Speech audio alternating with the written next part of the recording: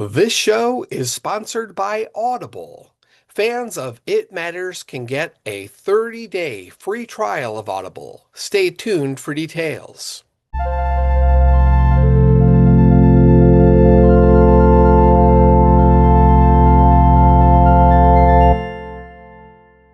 Hello, and welcome to the first episode of Season 3 of It Matters How We Treat One Another, the social science show. I'm your host, Matthew David Vasco. If you subscribe to this show on YouTube or your favorite podcasting platform, then thank you. We are grateful for each and every one of our subscribers. As I mentioned in the final episode of Season 2, we're expanding the show from social psychology to covering all of the social sciences. Enlarging the show in this way will help us cover all of human interaction and how societies function.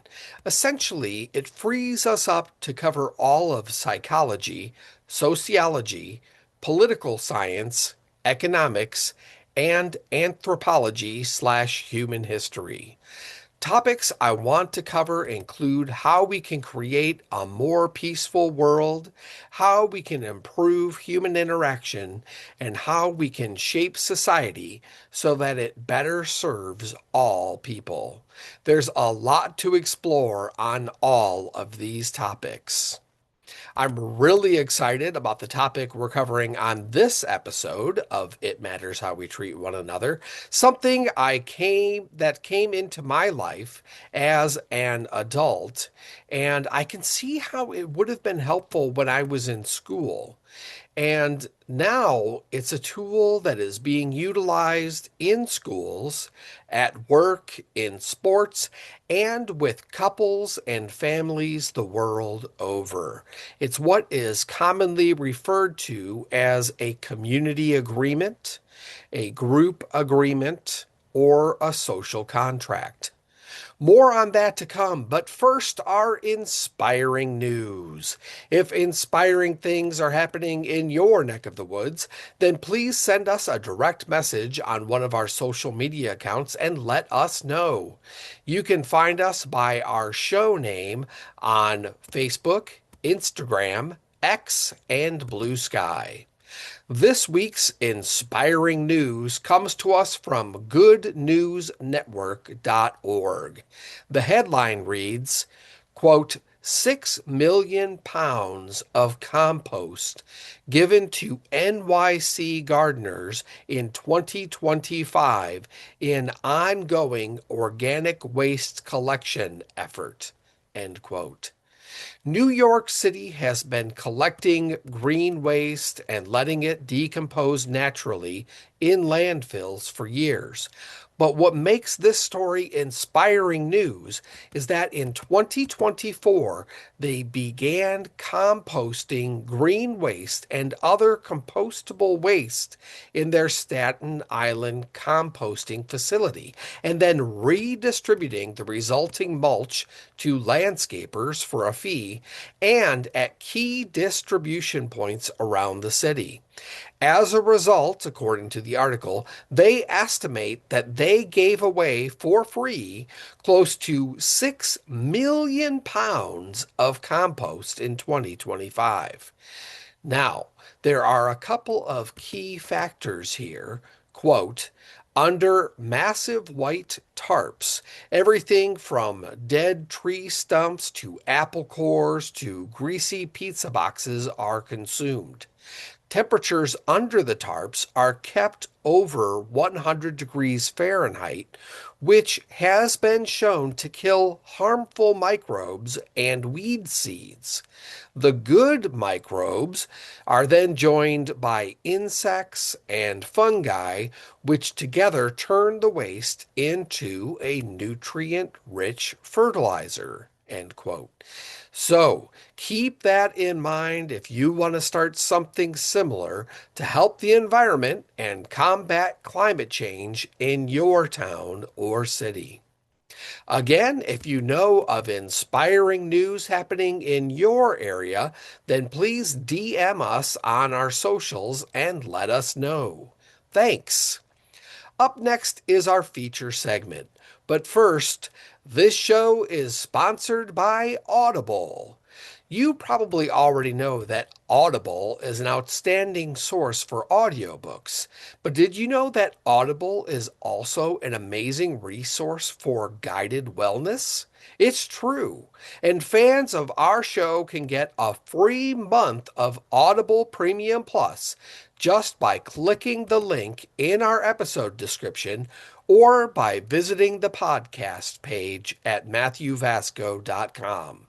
Again, that's a free month of Audible Premium Plus by clicking the link in our episode description or by visiting matthewvasco.com and clicking podcast.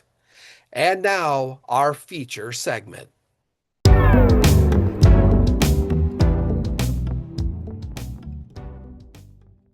This episode is about social contracts, which can be called different things in different settings. For example, they can also be called covenants in religious settings, family contracts in family settings, community or group agreements in group settings, and team agreements in sports team or work settings, and class pledges in school settings. And of course, these are just sort of loose names. They can be called any combination of those things, really. But the basic premise is the same. Essentially, a social contract is a list of agreements between a group of people about how they're going to treat one another and interact with one another, sort of guidelines or ground rules. And they can even include how the group will resolve disputes. I don't think I can overstate the importance of this subject.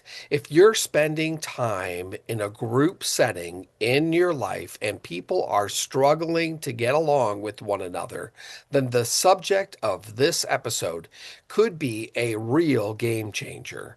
These types of agreements can dramatically improve interpersonal relations, and they really aren't as hard to create or adhere to as you might think. For the sake of simplicity, for the rest of this segment, I'll be referring to this document as a social contract. Social contracts are always made up of three key factors. First, it's co-authored by all of the members of the group. So these are not rules passed down from a parent, teacher, coach, or boss, for example. Again, they're co-created by all the members of the group.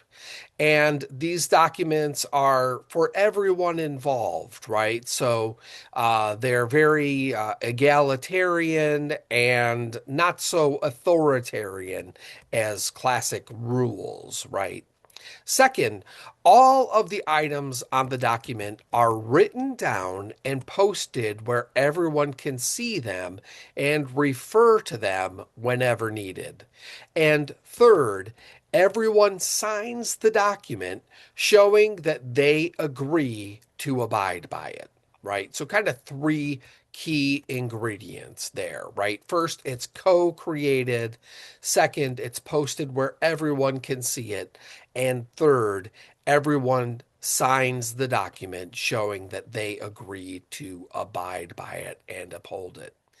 There are a couple of other helpful ingredients, which I'll get to in a little bit. But first, let's talk about creating a social contract. What you want to start out doing is getting a piece of display board or a large poster sized notepad or piece of paper. Have one person with neat, legible handwriting, act as the secretary, writing down ideas as people say them. Next, you're going to have a structured brainstorming session in which people take turns naming ways either they do or don't want to behave or be treated in the group setting. So, for example, someone might say, be respectful of one another, or be kind to each other. Another person might say, take turns speaking, or take space, make space, which basically means that sometimes people will speak and sometimes people will listen. This process continues until everyone looks at the list and agrees that it seems to encompass everything that folks want included in their social contract. It can be helpful to then review everything and make sure that everyone is on board with everything named. This can be a time for debate as people negotiate for items they want in or out, right? So finally, once everyone is happy with the document and everything that's in it, everyone will take turns signing it. Now, everyone is welcome to go about their business while keeping their new social contract in mind. It can be helpful to review your contract or agreement on a regular basis, like annually or semi annually or monthly, maybe if it's a group that meets monthly. Often, groups will edit their agreements more in the beginning and then less as time goes by, and the document becomes more refined. If new members join the group, this can be a good time to review the contract, making sure that it still works for existing members and works for the new member. And then invite the new member of the group to sign it as well. A social contract is a living document. That's very important, meaning that it should be posted somewhere everyone can see it. It's something that you refer to as needed and call everyone's attention to it if someone goes against the contract. Now, what happens if someone goes against the contract? Well, it can look different ways in different groups, but I suggest the practice of naming what happened. This can be done by someone who was hurt by something that was said, or by a group leader like a teacher or coach, or by anyone in the group who noticed a problem. And then inviting the person who made the mistake to take responsibility for their words or actions and apologize. One thing I've seen work well in social contracts is to actually include an item in the contract called ouch, oops. This does a couple of things. First, it opens up the opportunity for folks to name when something happened that didn't feel right to them, right? They can simply say, ouch, and then address the issue. Then the beauty of the oops and that is that it invites the person who made the mistake to own what they did, and it opens up the possibility for forgiveness.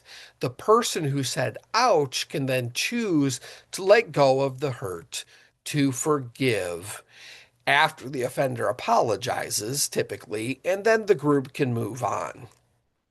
Once a person apologizes, they're essentially back in alignment with the social contract again. The group leader might say something like, thank you for apologizing, John. Now let's all make an effort to abide by our social contract. I sometimes refer to this as calling the person back in, or simply calling in, as opposed to calling someone out, right? Now, This is the tough part, right? I have seen situations in group settings where someone continually goes against the social contract, and the other members of the group decide that they have no other choice but to ask that person to resign from the group or leave the group. This is really just as a last resort.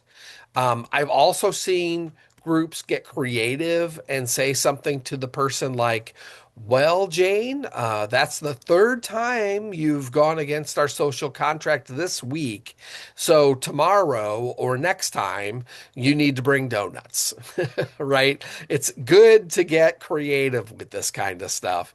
Try to find ways to, help people sort of own what happened and get back in the good graces of the group. Of course, you can't kick anyone out of your family, right? So, in a family situation, if someone keeps going against the social contract, then it might be time to impose a behavioral contract on that member of the family, which is sort of a whole other thing. This is when just one member of a family needs to make some changes to their behavior. Behavioral contracts usually include a list of punishments and rewards to help guide the person toward improvement. But really, behavioral contracts could be a whole episode unto themselves. It's sort of another animal. Sometimes they're co-created with a therapist. A behavioral contract is a little bit more in depth. And it's really about improving someone's behavior over time. Typically, it would be something parents would impose on a child or youth to try to help them along, coach them along in improving their behavior. Please allow me to close this segment by reading an example of a social contract for a group of adults. This is something that I came up with just as an example. The context that I said it in is that this is a social contract of a monthly book club. Keep in mind that a social contract is generally a bullet pointed list. You don't, I don't recommend numbering it. Basically, what you want is for all of the items on the list to have the same weight or importance, right? The heading might say something like book club social contract. And here's an example of what that contract might look like, just describing it to you. Uh, be kind, be respectful, take turns speaking, take space, make space. Meaning, if you've been speaking a lot, then practice silence so someone else can have a chance to speak. If you're confused by something someone said, then raise your hand and ask a clarifying question. If you're upset or offended by something someone has said, then mention it in a kind way. Ouch, oops. Don't let upsets linger. Deal with any issues before the end of the book club each week. Take turns suggesting books to read. If you suggested the book for this month, then don't suggest a book for next month. Let someone else choose. If you miss book club 1 month, then you have to bring a snack when you return the following month. That's what I came up with. What else might you suggest? Feel free to comment or message us and let us know. Um, I just wanted to mention really quick that sometimes there's a bullet point about confidentiality. It can be as simple as, items spoken about in book club, stay in book club, or um, take away the lesson or the learning, right? But not details, right? Like you want to keep the details, who said what, confidential, but if you learn something new and want to share that with a friend or loved one, that's something you can do, right? There are ways to say that. Um, Confidentiality can be an item in these kind of group things. That's pretty common. I would say that a standard social contract is probably between 10 and 20 to 25 items long. When working with children, because I've done them in classroom settings a lot. And when working with children, I always suggest getting something in there like no hitting and or keep our hands to ourselves. That can be something good to refer back to if there's someone who's having trouble keeping their hands to themselves. I will wrap up this segment on social contracts by reiterating that it really needs to be a living document, like I mentioned earlier. If you create it and then put it away in a closet somewhere, it's not going to be very effective. I have heard people complain so many times over the years about these things not being effective, and it's really about whether you keep it alive or not. You need to keep it visible, and you need to call attention to it if someone breaks the contract. That's the secret. Best of luck to you with your social contracts, and thanks so much for listening to this segment.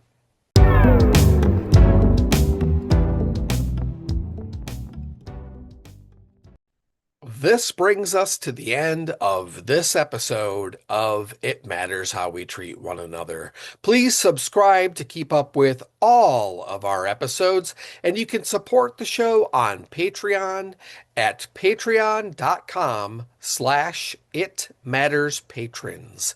That's patreon.com/itmatterspatrons. There you can find the takeaway for each episode of the show, which is a quick breakdown of pro tips from the episode. I'll make sure to put something really handy about social contracts in there for this episode. I'm trying to work to make those more printable, like a PDF, something that you can just keep handy to help with keeping the facts fresh in your mind if it's a subject you're particularly interested in. And I'm working really hard to build up our Patreon supporters this season. So please, if you can join us on Patreon, that would be wonderful. You can be a monthly patron for less than a venti hot latte. So please join us on Patreon. You can also support the show by shopping our Etsy store at etsy.com/shop/it matters merch. There are links in the description. Your quote of the week is, quote, "The most important single ingredient in the formula of success is knowing how to get along with people." That is from President Theodore Roosevelt. And remember, treat everyone with the core four values of kindness, respect, empathy, and compassion, and try for love and acceptance whenever possible.